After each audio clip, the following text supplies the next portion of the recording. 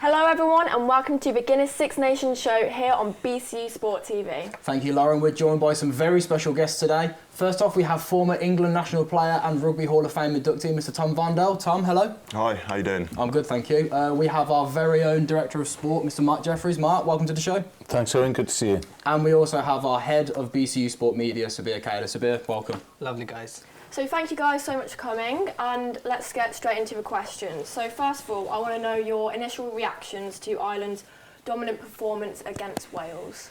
I think in general the whole weekend was fantastic. I mean, what a first week of Six Nations rugby, and Ireland. I think they went into the tournament as favourites, and they definitely proved it. Their first half performance, I think in the first 27 minutes, I think they scored 27 points. They were dominant all the way through, and it was fantastic to see. One of the things that I was particularly interested in is Wales' lack of discipline within the first 20 minutes, just silly penalty after silly penalty. Do you think that was do you think that gave Ireland a leg up in the second half? Well, it certainly helped Ireland, didn't it? And as Tom said, you can see why Ireland are number one in the world at the minute. And when you're playing against the number one team in the world, what you can't do is be ill-disciplined. So to go in at half-time with such a points differential, it was always going to be hard then second half. And although Wales improved significantly in that second half, it was always going to be a very, very tough task. And also, literally, if you look at Ireland, it's pretty much Leinster. If you look at the way Leinster is playing, right, last year we had like 16 of Leinster players in the Irish setup. Look at the way Leinster playing in the European Championship and also in the domestic championship. It was really fascinating, and Ireland simply putting that into the green jersey. Yeah, 100%. And they're a settled squad. They're a very settled team. Farrell, as head coach as well, is steering the ship really well. And their discipline, it was completely the opposite to what Wales was. And they didn't give anything. Even when they were so far ahead, they kept going. Their defence and their try line at times was fantastic. And they looked like the number one team to beat going into the World Cup. Yeah, the tempo they play at is just fantastic, and it really, it's hard for other teams to get into their stride at all to play against them. So it was a very impressive performance, and yeah, they're certainly on the track. Definitely. So for this game, we saw the return of Warren Gatland as the head coach for the Welsh team. Do you think he needs more time to bring Wales back to peak performance? Yeah, definitely, 100%. He's been in a couple of weeks, isn't it? Yeah. I mean, no coach can work that many miracles. You know, the aim for them is obviously the World Cup. Obviously, by the end of the Six Nations, they want to be hitting some better form than they're hitting in that first game. Yeah. But it takes time. It takes time to imprint, you know, your work ethic, your game plans onto a squad. It was a bit of survival, I think, in week one. Absolutely. And unfortunately, they come unstuck a little bit. And I think for that first game, Warren sort of chose a team of a lot of the players that he already knew. So he probably picked more established players than potentially he'll need to looking at the World Cup. So it'll be interesting to see what changes he makes as he goes through the rest of the Six Nations. But he does need time, as Tom said, you know, with a few weeks to you know, being a national coach is hard enough anyway. Yeah. But when when you're coming in with that shorter time frame, it's really difficult. I'm sure us English are going through something very similar ourselves. Absolutely. The Welsh side had multiple opportunities to put points on the board in the first half. Do you think their accuracy and the execution of their game plan was a concern for them? Do you think there's room for improvement? I think there's room for improvement, definitely. Accuracy was an issue, but you have to give credit to Ireland. Their defence is fantastic. It's so good. It's up in your face, intense. You don't get any time on the ball, and that's credit to the Irish. It's not always down to the attacking side. If you come up against a good defence who are well drilled, who know their structures, it makes it very, very difficult. And Ireland weren't going to give an inch in that game. You know, they went out. They wanted to come out the blocks firing. They wanted to put down a marker, and they did that, especially in that first half. And I think that's where you really saw the difference between a really settled Ireland team and a sort of relatively new but with some old heads Welsh team, that there was a real difference there, and the intensity of the defence from Ireland was excellent. But Wales will, without doubt, have to improve their accuracy moving forward. That shown when we look at the stats in terms of the breakdown accuracy from Ireland team, 1 to 3 seconds they had 70% into the breakdown, so which is fascinating. I mean, that's the best in terms of any European side. Yeah, and if you mentioned Leinster before, Leinster, I remember when we used to do our analysis on Leinster, their breakdown skills, both for their forwards and backs, was fantastic. Getting over the ball, turnovers, just making the breakdown a fight every single time, and it was shown in the Irish performance. Exactly the same sort of mentality. Attack that breakdown, don't give an inch, and disrupt the opposition ball. And absolutely. And one more question in terms of Wayne Pivac. You had a stint under his coaching before he joined Wales. What do you think went wrong in terms of the setup? Because we know 2 years ago Wales side looked completely like not so favourites, but they won the championship. I mean, with Wayne, he was a great coach. I mean, I enjoyed working with him. He had a very relaxed sort of approach. He wasn't the shouting, screaming sort of coach that I've experienced before in past clubs that I've been at. Although him being a police officer? Yeah, he was. Even though he's a police officer, he was very relaxed and calm. He created a calming environment to sort of, and you felt like you could express yourself. And I think he did that in Wales, but international rugby is different. Again, it's another step up from club rugby. And not always is that transition easy to move from a club environment to an international, where actually there's a lot more on the line. If you're judged by your performances at a club, you get a bit more of leeway with performance. And also, as a club coach, you're with the players day in, day out over the whole season. With an international coach, you have them coming into camp 2 or 3 weeks before for a game. You've got them for the autumn internationals with the Six Nations. It's a very different scenario. So being able to put your sort of club ethos into an international team is not easy at all. And the media plays a huge part in that as well. The media is massive. One game at international rugby can literally change your fortunes completely. Yeah, absolutely. At club, you've always got the next week to, you've got 30, 40 games in a season to rewrite the wrongs you've done the week before. Yeah. International rugby, you can see from this week, the media goes crazy. So the pressure's straight on these new coaches to get a performance.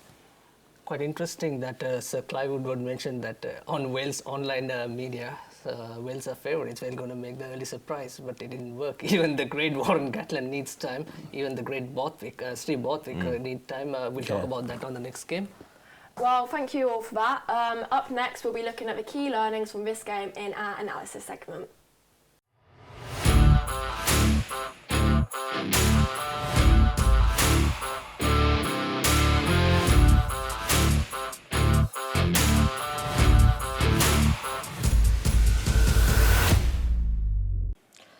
Welcome to our analysis segment. There's not many things went right to Wales, but they did certainly make those 3 tackles, which looked like a deliberate knock-on, Tom. But let's have a look at the first one here. The tackle on Johnny Sexton, but he timed it perfectly, but it looked like a deliberate knock-on, but his intention is go for the tackle, perhaps.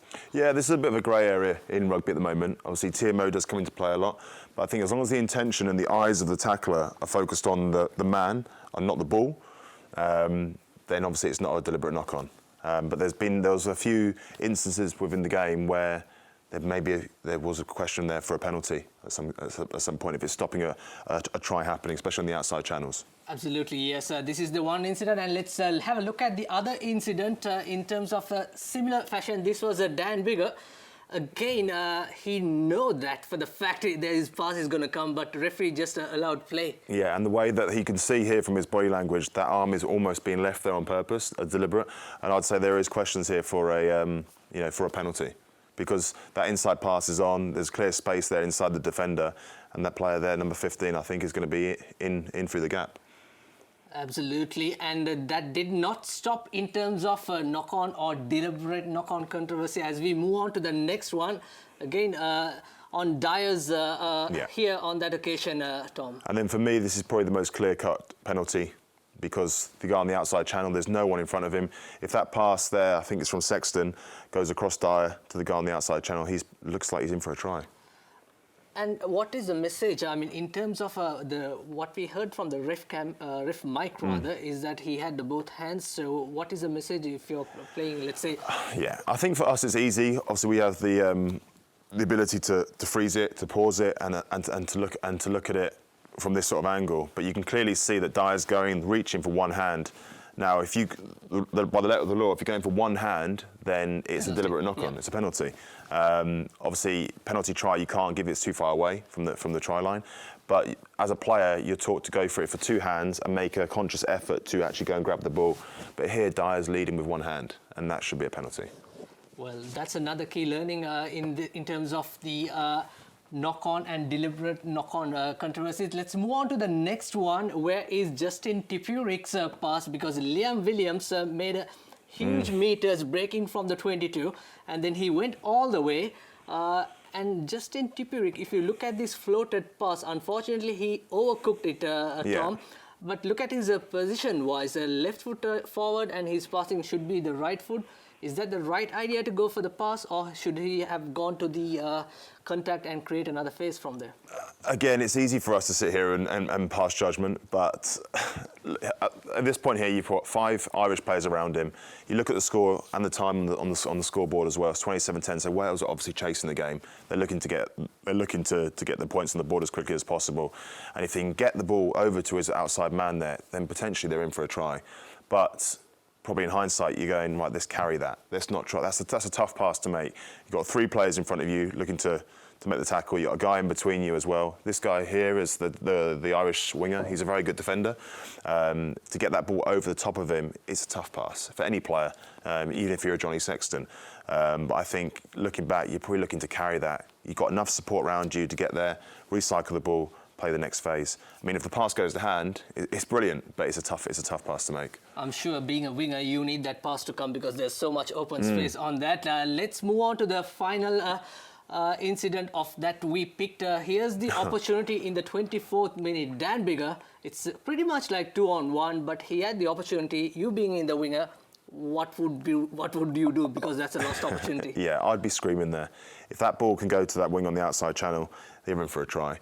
I mean, again, it is a tough pass. Biggar is under pressure. I mean, we're looking at this as a pause frame right now.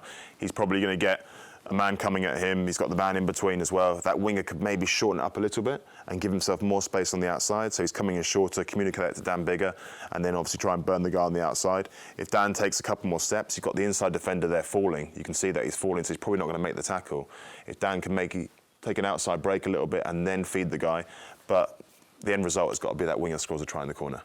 Absolutely. So those are the messages for all those youngsters who's watching. Of course, Tom coached the Oxford Brooks, and we are from BCU, and everyone who in that position. So hope there's some key learnings in terms of that Wales versus Ireland game. And that's all for the analysis. We'll go back to the show.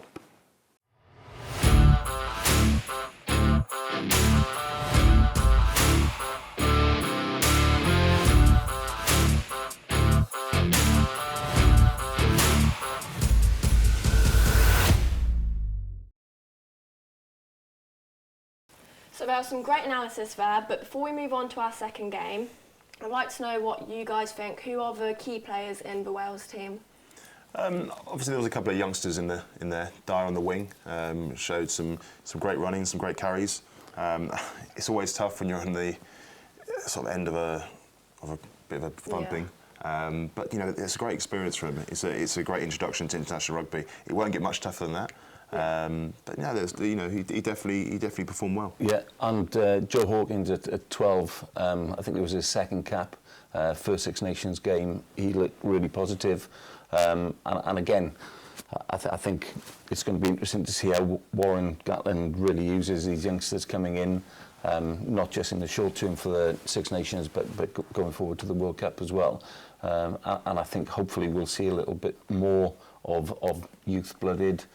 Jack Morgan again on the flank at a good game. So yeah, it's really important that these youngsters are coming through. it's a shame that Ken Owens couldn't again hold into his accuracy. Even it was mentioned in the press conference from Warren Gatland. He lost key line-out throws, I think 3 times.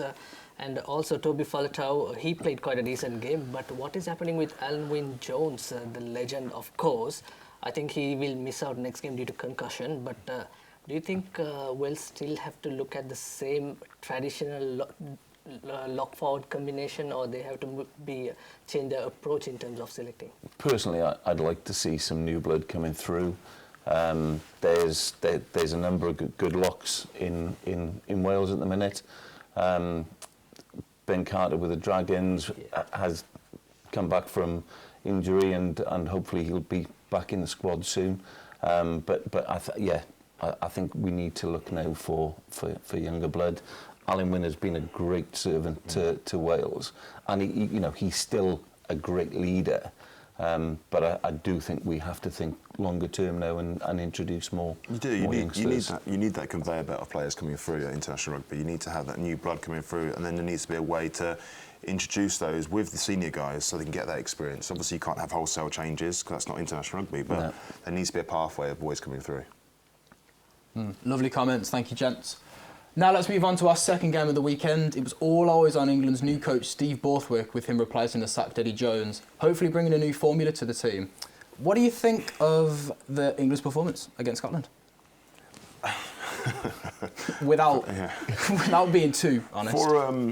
For an England team to lose at Twickenham to Scotland is pretty bad. It is bad, especially when there's been a lot of hype going into this Six Nations, obviously on the back of last year. But to lose 2 or 3 times in a row to Scotland, soul crushing. It is. You know, as an England fan, it was tough to watch. But credit to Scotland, they're a bit like Italy. Like they've been sitting at the bottom of the table for quite a while, and they came in and the performance was fantastic. The emotion was there. The hunger, they were the first at everything, I think. Yeah, and it's really interesting. 3 Calcutta Cups in a row now that Scotland have won. And for any England team, they know if there's any one team that's going to be motivated to play against them, it's Scotland, and you could really see that desire in the Scottish team, and England will get there without a doubt, but it's going to be how and when, and there's probably some key questions for Borthwick. I know there's been a lot of media about the 10-12 axis between Marcus Smith and Owen Farrell, whether that's working or not. But there's questions about Tuilagi coming back in, etc. So there's lots of things for Steve Borthwick to think about. And as we said before, the media spotlight that you're under as national coach is never easy. Yeah, no, definitely. And look, England didn't play badly. Scotland just played very well, and at times their execution was devastating. Some of the tries, they were 1 in a million. They were fantastic, and it just comes down to individual skill set. But the defensive alignment and the structures in defence, there were some big gaps. And possibly Scotland could have scored more. But it was a great, exciting game to watch. It was just not great and exciting for an England fan. Oh, of course, yeah. So we've mentioned media a few times, and following the game, social media went crazy, mostly about how different the team was, but using the same techniques. And we have had our fair share of wins under Eddie Jones. Do you think that this regime can last now with our new captain manager? It has to. Yeah, absolutely. With the World Cup coming up, Steve Borthwick's got to have time to put his stamp on the role. And I hope he's brave enough to not just repeat what Eddie Jones has done. And actually, I think that the talent in England is massive, and it's got to be how you get the best out of that talent. And that's not going to come overnight. But hopefully there'll be improvements working through to the World Cup, and that's where the real test will be. Yeah. Yeah, 100%. And look, it's great to see the players like Don Brandt given an opportunity to show what he can do in English. He's been doing it for Quins for so long. But, like it's been said before, coaches need time. It's not going to be overnight success. But, next week's going to be a tough game. They have to step up. For sure. And Italy, which we'll talk about later on, you know, they are not going to be an easy team. They are playing some fantastic rugby, and England are going to have their work cut out. Yeah. Like Lawrence said, under Eddie's coaching, England had a fair share of win playing 2 10s or 2 fly halves in the team. But if you win like that, everyone will take, we won. Yeah. They don't criticize. But do you think, is this the way forward in terms of going to the next game, especially looking at Italy's performance against world number 2 France? I think there's always a benefit having 2 playmakers on the pitch, because obviously you lose one to the contact area, then you've always got one to control it. But I think we need to start looking at a Tuolangi sort of player in the centres, definitely, because it just adds another, different type of attack. Yeah. It can punch holes in the especially a team like Italy who will literally attack from everywhere. When we saw that at the weekend, and we need someone who's going to stop that, make the big hits, but also punch holes in their defensive lines as well. There's always a handful of ways to attack, but I think we need to start moving away from that 2 fly halves on the pitch, possibly. And I think as a team defending, if you had a Tuolangi outside Marcus Smith, actually that becomes a very difficult team to defend against, because Marcus Smith, I think, is now settling into international rugby. I mean, his vision for a couple of the tries, where with his kicking, was really good. So if you've got that in front of you, and then a Tuolangi outside, it becomes a more complex defensive system that you're going to have. Yeah, and never underestimate the threat that Tuolangi does possess. Even though with the injuries, I think he is not not a nice person to play against. He's a big, powerful runner, and just by having him here, holds that defence and keeps them tight for a little bit longer, which then will give the outside backs, where we've got a lot of pace, to run riot. Marcus Smith, born in Manila, in Philippines, certainly he's an inspiration for entire Philippines and also entire Asia Rugby. Yeah. Being a part of Asia Rugby, I feel that. But having said that, when he come into the second receiver, when he get the ball from Farrell, and it is very unusual for Marcus Smith to go into contact. We witnessed that 3 times, at least 3 times he went into the contact. He didn't have much option. Yeah. If it's against France or Ireland, easily turnover. Yeah. It's really uncontestable. Lucky enough, this time he survived with retaining the ball position. Yeah. Yeah, and it's knowing your personnel around you, and that's the stuff that the coach needs to be working on in the week, in the build-up. You do not put Marcus Smith into contact. You do not run them into the back rows and the forward pack, because you're just going to get eaten up. He's not the biggest guy. His skill set is unbelievable, but he's not the biggest and most physical. So that's why you need someone to help him out, and someone like Tuolangi would do that job. Yeah, absolutely. Tom, a quick word on your former teammate Ellis Genge. I mean, he's always one to put a shift in. He's really crucial in terms of matches. How big of a role do you think he played on Saturday? In terms of Ellis, obviously I first played with him when he was a youngster at Bristol, and even then his attitude, his work rate, his aggression was insane, to say the least. But the way he's developed through his time at Leicester, then going back to Bristol, he's a proper leader, bit of a talisman for the teams that he plays for. His carries, he never takes a backward step. Yeah. His scrummaging is second to none, and he's a fantastic asset for any team to have. And you can see how much it means to him, and just having that sort of passion is what it gives me hope really for England, because if you've got players like that who care so much about the shirt they're playing in, but he's a fantastic player, isn't he? And he's really maturing, isn't he, as an international player as well. And the try he scored on Saturday, it's really impressive in terms of showing his all-round ability. So yeah, he's definitely a great player. And he's an athlete as well. The speed, I mean, sorry, he's got a fluff there. There's some of the tries he scored for Bristol this season. When he breaks the line, you don't catch him. He's an unbelievable athlete. In terms of leadership, also in terms of discipline, we have seen so many yellow cards conceding 2 years ago, 3 years ago, but he's been quite disciplined. Yeah. And that's what I mean about that maturity, and feeling settled in international rugby. He looks the real deal now. Yeah. So, Mark, unfortunately on the weekend, England did make some poor defensive errors, such as open gaps and poor tackling. Do you think that Kevin Sinfield has enough time to get the defence team back up to standards for a game against Italy? Well, they're going to be working very hard on that this week, and I would have thought that will definitely be their focus this week. Kevin Sinfield, what a guy overall, and his his ability, I'm sure, will come through with the English team. But as we've said, same with Borthwick and Gatland, it's going to take time. But yeah, he'll get there if anybody can. It's going to be Sinfield.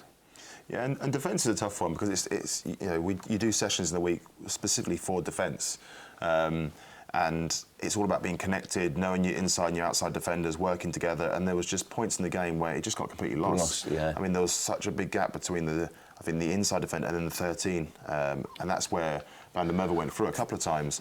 And it's just understanding, like, right, if I've got a prop inside of me, I can't be going so far and leaving that gap, because people like Van der Merwe, as we saw at the weekend, will literally just tear a hole in that. Yeah. And it's just understanding your roles in defence, getting the calls right, going together, staying connected the whole line, being a wall of defence the whole time. And Kevin worked well with Leicester. How he did last season, they won the Premiership. Yeah. They're good coaches they've got, but it's the players now buying into that and understand the roles they've got within the team. And a lot of defence is purely attitude as well. And again, it's making sure that people understand their roles, they understand the people around them, and that's when we'll see it working. Yeah.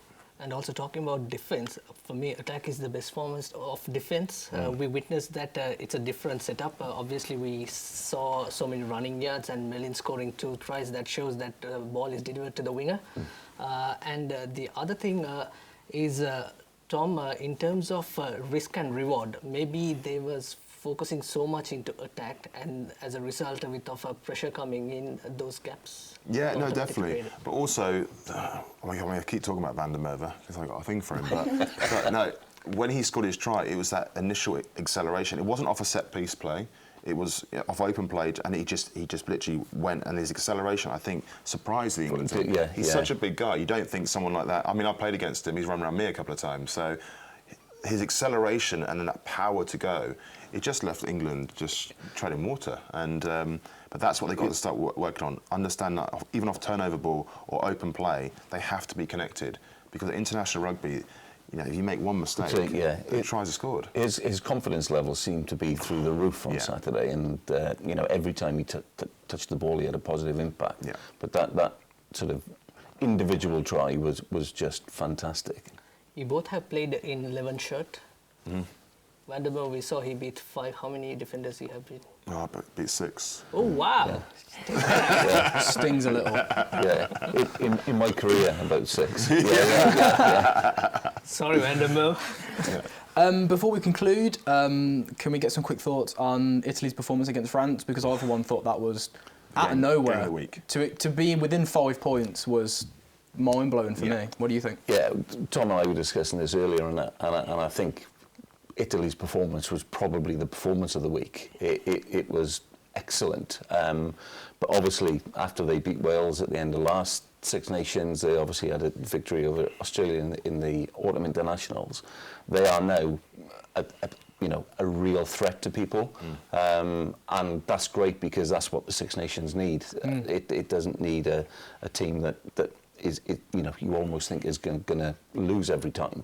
So it's great to see that. And their performance on Sunday was really impressive, against a very strong French team. So, yeah, England game on Saturday will be really interesting. And I know the Italians are probably going to be hurting after that, and we're here saying it's the performance of the week, and that's not us being disrespectful because it's Italy, but the challenge they had in front of them was France, and they are number 2 in the world. Yeah. They've got a huge amount of strength in depth, and but the way they came back into it was fantastic, because it did look like it was going to be a hammering at one point, but the improvement from Italian rugby has been significant over the last 2 years, and it has been coming. You look at the under-20s and what they're doing in that age group at the moment, and they're beating the likes of England, Scotland, Wales on a regular basis now. And we talked about a pathway. There's a great pathway coming through Italian rugby now. The injection of cash as well into the Italian Federation, to Zebra and Treviso. They're competing now in the URC, and it makes all the difference. If you have that foundation at grassroots level coming through, then obviously the national side are going to get better. But England are going to be in for a fight next week. It's going to be a good game. I think all of the teams that play Italy can't take it lying down anymore. It's going to be a tough game for everybody. I couldn't call the winner this year, and I can't call the wooden spooner either. It's going to No, be yeah. It's going to be a really. I think it's going to be the best Six Nations we've had in a long time. Exciting times for sure. Yeah. And talking about Italy, they lost to Georgia last year, and that was the real morale booster. And they beat, as a result, Wales and Australia in their home end. So that was fascinating to watch. And also talking about Kieran Crowley, he's bringing all that All Blacks coaching mantra into the system, where previous successors didn't have that in the Italian system, including Conor O'Shea. Yeah, no, definitely. And look, it wasn't perfect. They are attacking from their own 22 and things like that, which is crazy. But their hunger to want to run the ball, to want to play a bit. And if you rewind the clock, 5 or 6 years, Italy were getting criticised for how slow they were playing around the place. Their speed of play it shocked France, and some of their tries. I mean, their fullback, he's just special. Like, I think he's lighter than you, Saabir, actually. But some of the things he does. For all sides, you know? Yeah, wrong. For all people. But no, he's a special player. Yeah. And they've got more of those coming through the system as well. There was some great insight there, and next weekend we do have 3 more games coming up. I want to know your guys' thoughts on what may happen. What do you think? Who will pull through? Well, in terms of Wales, Scotland, obviously as a Welshman, I'm really hoping that the Wales improve this weekend. It's not going to be easy at all coming off the Scotland win in Twickenham, but sometimes after that effort to beat England, actually sometimes that's when Wales are successful. So I'm hoping that's the same this week. I think England will win out in Italy, but I think it'll be a closer game than we normally see. And the Ireland-France one is going to be a belter, isn't it? And personally, based on last weekend, my money would be on Ireland. But again, it will depend on how those first 20 minutes go. And if Ireland can build up the tempo that they played with last Saturday, I think they'll be very difficult to beat. But if any team is going to do it, it's going to be the French team. Yeah, I think I pretty much agree with all that. I think I could probably see Scotland doing the job on Wales. Yeah. I think their confidence will be high, and individually, I think they've probably got the edge a little bit, especially in the outside channels. Italy, England. Obviously, my heart wants to go with England. I would actually quite like to see Italy do it. I would. I think it would be great for rugby. I think it would be great for the Six Nations if Italy could go at home, and I think it would. I think it'd be brilliant for rugby in general. Definitely. And then the France-Ireland game, that's going to be a battle. I think Ireland, due to the fact they're just such good starters, they start very fast. France can get unsettled a little bit. I still think they have that mentality where they can become a little bit rattled. So I can see Ireland winning that, but it will be close. Definitely. Well, that's going to do it for this edition of the Six Nations Show. Once again, we'd like to thank our guests, Tom, Mark and Saabir, for coming in today. Your insight is very much appreciated. And Sorry, I was going to say, don't forget to follow BCU Sport TV on YouTube and all our social medias. We'll see you next week for more Six Nation action. take care.